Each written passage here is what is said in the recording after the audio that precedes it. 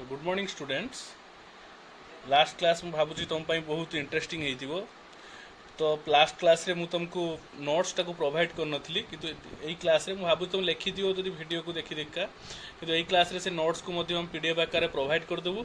आज जो आज जो पढ़ा होता नोट्स तुमको प्रोवाइड करा तुम निज नोट खातर लिखिकी रख आते तुम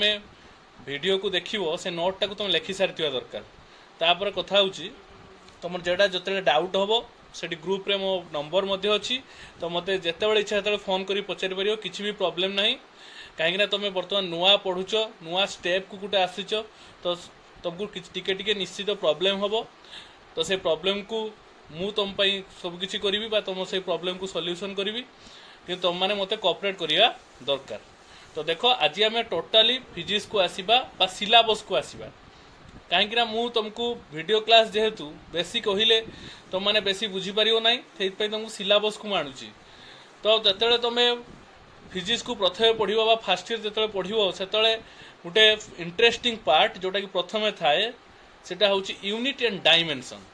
तो यूनिट माने हूँ एकक जोटा कि तुम आगुरी पढ़ीच तुम डे टू डे लाइफ रे जदि एकक न था तुम केते असुविधा पड़ी था। सपोज तुम माँ तुमको पठे गोटे दुकान को जे गोटे दुकान जाइच आलू नहीं कि आसबू जो तुम जा दुकान जब माग मत आलू दे सी तुमको दब केमती दब आलू तुम मुह को फिंगो एटा पॉसिबल कि तेणु तुम दुकानी कौन कहवा दरकार जे दुकानी बाबू जे मत किले आलू दियो 2 किलो आलू दियो कि 3 किलो आलू दियो से जो छुआ किलो कहूच सेटा हूँ बापा कौन रे सेटा हूँ एकक बा आलू को तुम किलो एकक आणुच आलूर वस्तुत्वर एकक हूँ कौन किलो। सिमिलारली धरा जाऊ तुमको कह तू उदुलारू बालेश्वर जा जो तुम पचार भाई उदुलारू बालेश्वर केते दूर से कह बहुत दूर तुम से किसी बुझीपार किसी लजिक अच्छी से कथार किसी भी लजिक ना तेणु तुमको जब कह उदुला हूँ 60 उदुलारू बालेश्वर हूँ 60 किलोमीटर कि 65 किलोमीटर कि 70 किलोमीटर से तुम जा बुझीपार देखिले तो पिले फिजिक्स रो डे टू डे लाइफ रो केते व्यवहार अच्छी से तुमको कही फिजिक्स हूँ पूरा स्टडी ऑफ नेचर बा नेचर को जी डेस्क्राइब करे ताकू ही कहते फिजिक्स से फिजिक्स को कह जाए रॉयल सब्जेक्ट बा किंग ऑफ साइंस बुझीपार ना कि तार डे टू डे लाइफ रो जेहेतु बहुत व्यवहार रोचु से कह जाए किंग ऑफ साइंस। तो देख बर्तमान आम टॉपिक को जीवा very interesting topic unit and dimension. Unit रो माने तुमको कौन कहली रे पिले यूनिट रो माने होचो एकक। तो ता विषय में बहुत जानिबा कि ता पूर्वरु जेमितिका गणित करिया पूर्व सूत्र दरकार से आम यूनिट डायमेंशन पढ़िया पूर्व आमको बेसिक थिंग्स किसी जानवर अच्छी से आम स्टेप बाय स्टेप देखिए। तो प्रथम कथा हूँ कौन फिजिकल क्वांटिटी। क्वांटिटी माने तुम जानी क्वांटिटी माने हूँ परिमाण। तो ये जो फिजिकल क्वांटिटी कौन बर्तमान देखिए फिजिकल क्वांटिटी। तो देख पृथ्वी पृष्ठ प्राय तो मु आशा करुच्ची 90-95% जिनिस सब जिन को कौन कर मापी पार बुझीपार ना बा जोड़ाक मेजरेबल बा जोड़ाक मापिबार योग्य। तो से भाया क्वांटिटी बा से भाया राशि बा से भाया परिमाण मान कौन कह जाए बा जो परिमाण को मापी हो से कौन कह जाए फिजिकल क्वांटिटी। तो फिजिकल क्वांटिटी हूँ कौन ना एनी मेजरेबल क्वांटिटी बा धरा जो तुम वस्तुत्व को मापि Parche 2 KG 3 KG 4 KG 5 KG मास को तुम मापि पार्चे। तो सहीटा कौन कह जाए फिजिकल क्वांटिटी बोली कह जाए। तेणु एनी मेजरेबल क्वांटिटी लिखिपारे आम एमती नोट तुमको प्रोवाइड करूँ any measurable quantity in the universe. अब ये कंडीशन हूँ कौन आम मापी पारुथिबा क्वांटिटी ता सहित एठी गोटे कंडीशन आम एप्लाई करबा जेहेतु हम फिजिक्स पढ़ुचे in which the laws of physics can invariantly निर्भुल भाव invariantly applied is known as physical quantity. तो नोट खाता तुम प्रोवाइड कर नोट खाता डायरेक्ट लिखो तेणु फिजिकल क्वांटिटी हूँ कौन ना जो क्वांटिटी बा मापी होतिबा क्वांटिटी बा पृथ्वी पृष्ठ जी मापी होतिबा क्वांटिटी अच्छी जोटी कि आमे physics law just an example Newton's law of gravitation बा जेते सब अच्छी लॉ को आमे निर्भुल भाव में आमे एप्लाई करि पारथिबा ताको कोन कहा जाय फिजिकल क्वांटिटी बा मापी होतिबा क्वांटिटी बा जहा को मापी पारिबा ताको ही कोन कहा जाय फिजिकल क्वांटिटी बोली कहा जाय। तो देखो फिजिकल क्वांटिटी को धरा जो आमे क्वांटिटेटिवली डिवाइड करिबा तो फिजिकल क्वांटिटी दुई प्रकार होबो गोटे होची कोन फंडामेंटल फिजिकल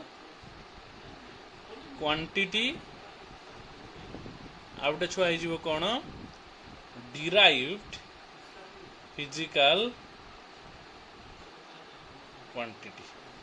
से जब आम क्वालिटेटिवली डिवाइड करते से दुई प्रकार होता गोटे हूँ स्केलर आउ गोटे हूँ वेक्टर से आम नेक्स्ट क्लास रे पढ़ा। तो ये तुम जानी था जे फिजिकल क्वांटिटी हूँ दुई प्रकार गोटे हूँ फंडामेंटल फिजिकल क्वांटिटी आउ गोटे हूँ कौन डिराइव्ड फिजिकल क्वांटिटी। तो आम बर्तमान जाना जे एगुड़ाक हूँ कौन तुम्हें तार इंग्लिश नेम रू देख इटसेल्फ तार ना ही तार डेफिनेशन को दौची फंडामेंटल माने कौन हो जीए निज उपरे डिपेंडेंट हो जोटा कि फंडामेंटल हो निज उपरे डिपेंडेंट सी कहारी उपरे डिपेंड करू नथिबो इंडिपेंडेंट क्वांटिटी आ डिराइव क्वांटिटी कौन हो ना जीए फंडामेंटल क्वांटिटी रू डिराइव होतु बा बाहर थिबो ताको कौन कहउतु डिराइव फिजिकल क्वांटिटी बोली कहउतु। तो ता विषय में जानिबा तो फंडामेंटल क्वांटिटी होची कौन ना जोड़ा को इंडिपेंडेंट क्वांटिटी बा जेटा कि निज उपरे निजे निर्भरशील बा जे निजे निज को डिफाइन करे ताकू कौन कहा जाए फंडामेंटल फिजिकल क्वांटिटी बोली कहा जाए। आउ एमानकर संख्या छुआ लिमिटेड आर संख्या कम बा मात्र 7टा फंडामेंटल फिजिकल क्वांटिटी अच्छी जोटा कि तुम इजिली मन रखी पारिबो। आ 7टा फंडामेंटल क्वांटिटी को मन रखिकी तुम आगु को जाओ बुझीपार ना यही 7टा फंडामेंटल क्वांटिटी की तुम निश्चित रूपे आगे मन रखा दरकार तापर जाइकी नुआ पाठ को पढ़िबो बुझीपार ना। तो भल से बुझ तुम नवम दशम जहाँ भी सब करिचो जी जते ठकईच सब छाड़ भल से बुझ न बुझी पारे मत फोन करके पचार निजर क्वेश्चन आस्किंग नेचर को सब डेभलप करो यहाँ बहुत इंपोर्टेंट छुआ क्वेश्चन आस्किंग नेचर बहुत दरकार एटा ऑनलाइन क्लास हो ऑफलाइन क्लास होता तो विभिन्न प्रकार मुझे अधिक टिप्स देता आर थर बहुत किसी देती तुम्हें भल से यूज करो निजर इंग्लिश नॉलेज को प्रथम डेभलप कराओ।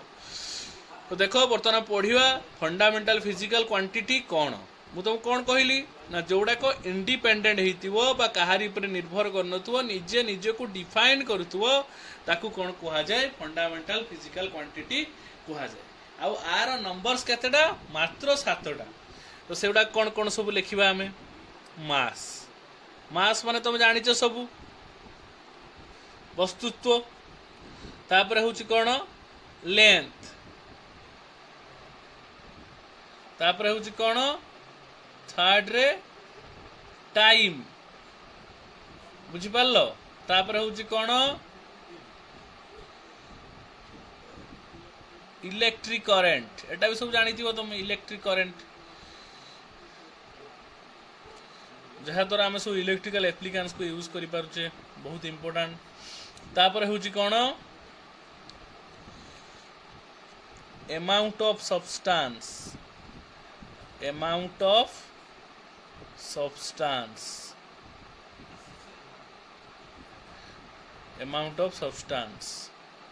तापर हूँ कौन टेम्परेचर बा तापमात्रा टेम्परेचर तापर हूँ कौन लुमिनस इंटेंसिटी मुझे कहीदेवी सब तुमको आउथरे व्यस्त हेनी कहीं नुआ वार्ड शुणिकी लुमिनस इंटेंसिटी कौन बुझीपार ना मास हूँ कौन वस्तुत्व बा ओजन जोटा तुम मापी था लेंथ हूँ कौन तुम दूरता को मापी था लेंथ को सेंटीमीटर मीटर एगुड़ाक सब मास हूँ केजी ग्राम एगुड़ाक सब तार टाइम हूँ कौन सेकेंड जोटा तुम टाइम को मेजर कर इलेक्ट्रिक करेंट आंपियर जोटा मेजर कर इलेक्ट्रिक करेन्ट पाई केमती आम इलेक्ट्रिकल एप्लिकांस सब फैन लाइट फाइट सब फैन घुरुची लाइट जलुची इलेक्ट्रिक करेन्ट तापर अमाउंट ऑफ सब्सटेंस कौन ना केतेटा नंबर ऑफ ता भितरे एटम्स मॉलिक्यूल्स माने अछंती स्पेशली मॉलिक्यूल्स माने अछंती गोटे मास ऑफ सब्सटेंस भितर कौन थाए मॉलिक्यूल्स मान था से मॉलिक्यूल्स को जो मेजर करिबा ताको अमाउंट ऑफ सब्सटेंस एक करे मेजर करिबा गला केतरा मास कहली लेंथ कहली टाइम कहली इलेक्ट्रिक करंट कहली तापर कौन कहली अमाउंट ऑफ सब्सटेंस आम आर सब एक को मध्य पढ़ा के अरिड हेनी तो टेम्परेचर टेम्परेचर माने कौन तापमात्रा तापमात्रा तो समझ जानी तापमात्रा कौन जी ताप को मापे तार ना हूँ तापमात्रा बा हीट को आम टेम्परेचर एक करे मापी थाऊ बुझीपार ना नाई रे तापर हूँ कौन लुमिनस इंटेंसिटी एटा गोटे स्पेसिफिक क्वांटिटी लुमिनस इंटेंसिटी कौन आम लुमिनस इंटेंसिटी आम कौन मापी थाऊ ना जार निजर आलोक अच्छी जी आलोक प्रदान करे से निजर आलोक भी न थाऊ जी आलोक प्रदान करे से आलोक केते प्रदान करुची से केते लुमिनेटेड होची ताकू कौन कहती लुमिनस इंटेंसिटी बोली कहती तो एतिकी जिनस हूँ आर यूनिट हूँ कैंडेला आ विषय में अधिक जाना पर एतिकी क्वांटिटी होचंदी कौन इंडिपेंडेंट बा फंडामेंटल फिजिकल क्वांटिटी बोली आपको कहा जाए तापर आम जानिबा कौन derived physical quantity derived physical quantity कौन ना जी फंडामेंटल फिजिकल क्वांटिटी रु बाहर थिबो बा जहाँ को आम फंडामेंटल फिजिकल क्वांटिटी द्वारा डिफाइन करुथिबा ताको कौन कहती डिराइव्ड फिजिकल क्वांटिटी कहती सपोज मैं लिखी परिवेग बा ताको इंग्राजी रे कहती वेलोसिटी बा परिवेग परिवेग इज इक्वल टू केते हुए डिस्प्लेसमेंट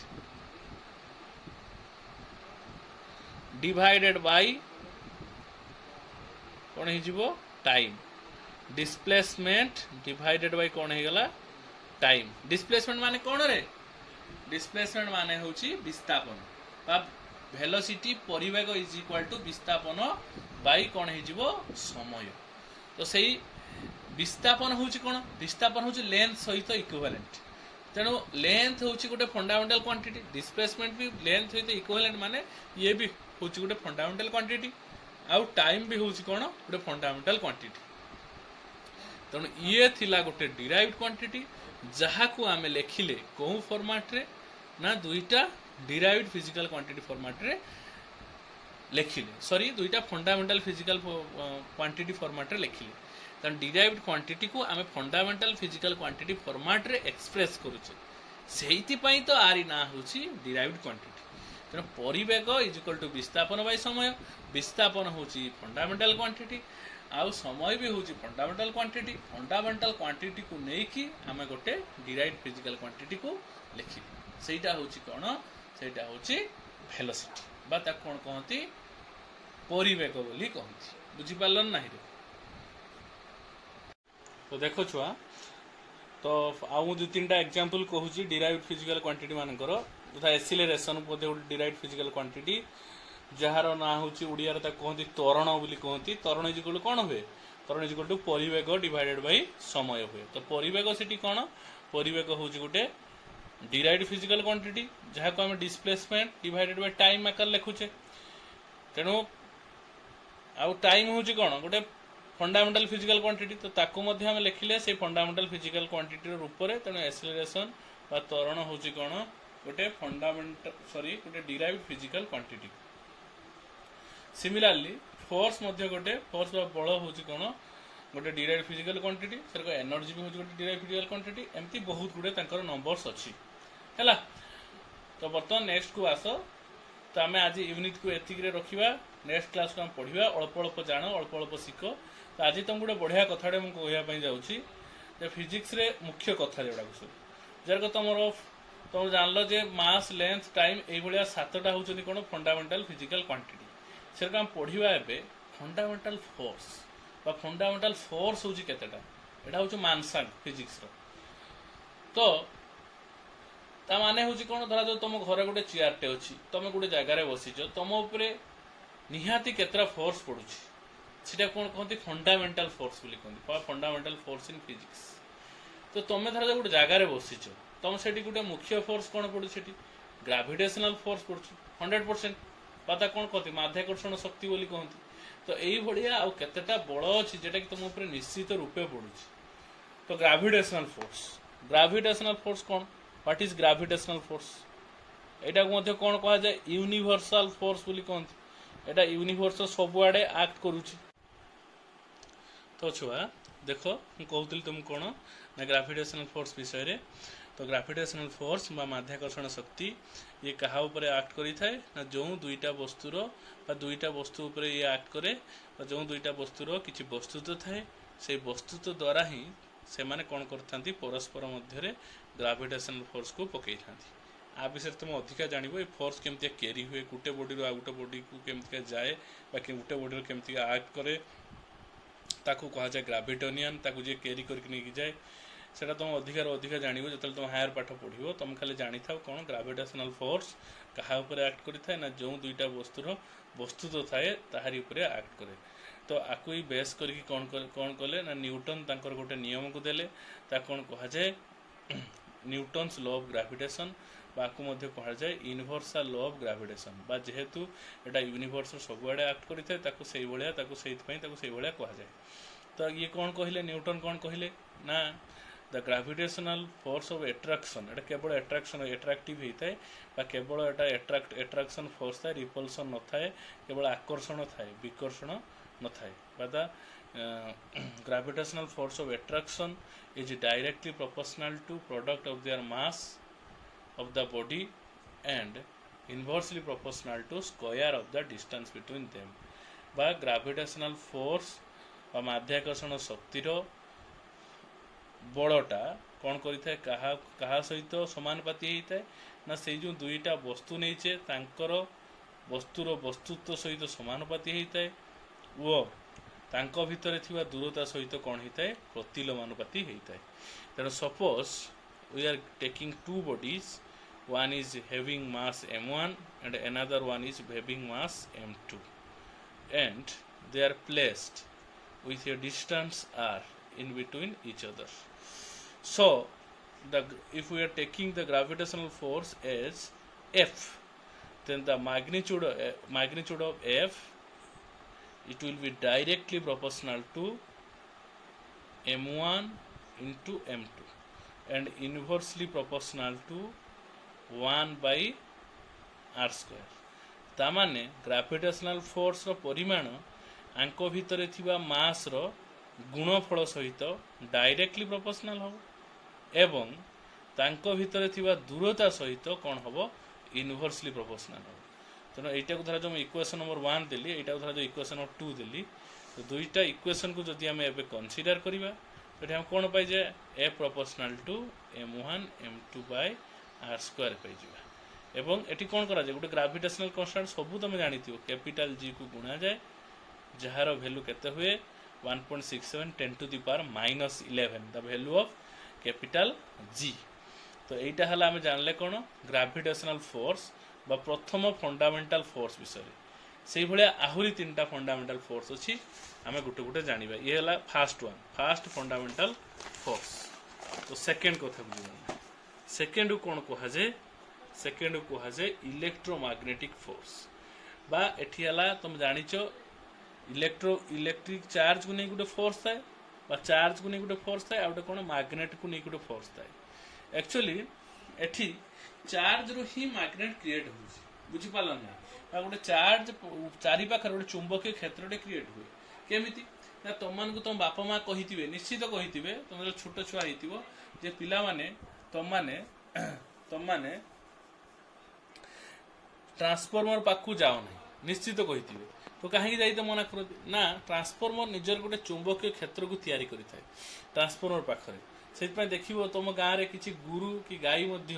लागिकी मरी जाती बुझीपार कारण से इलेक्ट्रिक चार्ज थाए और से इलेक्ट्रिक चार्ज पर कौन होता है चुंबकीय क्षेत्र प्रयोग होता है। तो सही भाया गोटे कथा हूँ इलेक्ट्रोस्टैटिक फोर्स बा इलेक्ट्रिक चार्ज पर जो फोर्स क्रिएट हुए कहते इलेक्ट्रिक फोर्स आउ से इलेक्ट्रिक फोर्स पर इटसेल्फ गोटे कौन होता है ना गोटे मैग्नेटिक फोर्स से क्रिएट होता है बुझीपार ना। तो इलेक्ट्रोमैग्नेटिक फोर्स हूँ गोटे फंडामेंटल फोर्स बा यहाँ तुम बॉडी कौन तैयारी बायोमोलिकुल्स से तैयारी बायोमोलिकुल्स माने से कौन रही 100% एटम्स आउ एटम्स रहिबो एटम्स मान न्यूक्लियस रहिबो बा तुम बॉडी मध्ये चार्ज तयारी हेछि बा तुम बॉडी रे चार्ज अछि तो चार्ज अछि माने कोन इलेक्ट्रोस्टैटिक फोर्स रहिबो ता सहित कोन होइला मैग्नेटोस्टैटिक फोर्स होला ताकू कोन कहवा जे इलेक्ट्रोमैग्नेटिक फोर्स बा लिखि दो हमें इलेक्ट्रोमैग्नेटिक फोर्स एटा होछि कोन सेकंड वन इलेक्ट्रोमैग्नेटिक फोर्स एटा होछि सेकंड कथा बुझि पालन नै बा जोटी इलेक्ट्रिक चार्ज था सेटी मध्ये मैग्नेटिक फोर्स है बा इलेक्ट्रिक फोर्स और मैग्नेटिक फोर्स रो होछि कॉम्बिनेशन होछि कोन इलेक्ट्रोमैग्नेटिक फोर्स तापर देखो हम जानिबा कोन weak nuclear force weak nuclear force कोन ना देखो एटम भितरे बहुत गुडे सब एटॉमिक पार्टिकल अछंती सेही भलिया सब एटॉमिक पार्टिकल कोन ना तुम जानिछ इलेक्ट्रॉन आउट होछि न्यूक्लियस सर के न्यूक्लियस भितर कोन अछि प्रोटॉन और न्यूट्रॉन अछंती तो ना न्यूट्रॉन को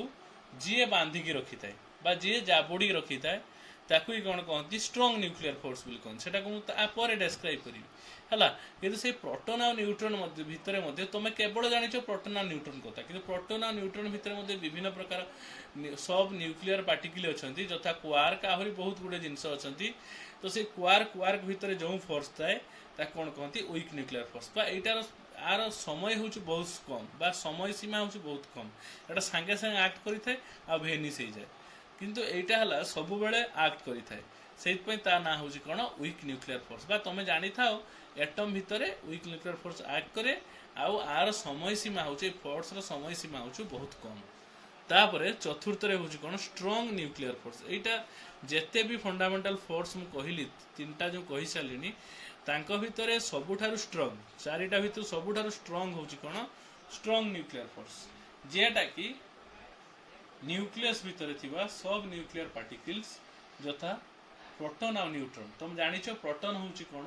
पॉजिटिव चार्ज कि न्यूट्रॉन होची चार्जलेस तापरे भी से कोन करथा गुटे चार्जलेस आ गुटे चार्ज बॉडी को बहुत जोर से बांधी की धरुची सेहित पई तो विश्व ब्रह्मांड तयारी हिची जदि न बांधी की धरतन कोन हेता न्यूक्लियस भांगी थाता एटम भांगी थाता तो किछि भी क्रिएट हे न थाता तो जेहेतु सी ताको बांधी की धरुची सेहित पई कोन होची समग्र विश्व ब्रह्मांड तयारी हिची तो ता पई स्ट्रांग न्यूक्लियर फोर्स रो इंपोर्टेंस बहुत बा जेते भी फोर्स अछि सबुठारु होची कोन स्ट्रांग होची स्ट्रांग न्यूक्लियर फोर्स तो छुआ आज एति की थाउ तुम माने निज नोट्स को भल भाव रे कंप्लीट करो आ नेक्स्ट क्लास को हम आगु जीवा नेक्स्ट क्लास में टिके अधिका पढ़वा तुमको मोटे लोड कम देते चाहूची कि नेक्स्ट क्लास में लोड दवा स्टार्ट करी कहीं ना आम समर कोर्स रे किछि अधिका पाठ को कवर करिवा जहार जहाँ डाउट मो कांटेक्ट नंबर अच्छी मते निश्चित फोन करके पचार तो मु तुमको निश्चित तुम डाउट को क्लियर करी 100% जी जेते पचारिबो सेते सी अधिक पाठ जानिबो जी न पचारिबो से कूपमंडूक होइकी रहिबो हाई स्कूल जेते ठकैतिलो से ठकामी को छाड़ एबे भल से तुम +2 पढ़िलनी +2 होची बहुत इंपोर्टेंट ताहारी ऊपर समस्ते फोकस करो थैंक यू।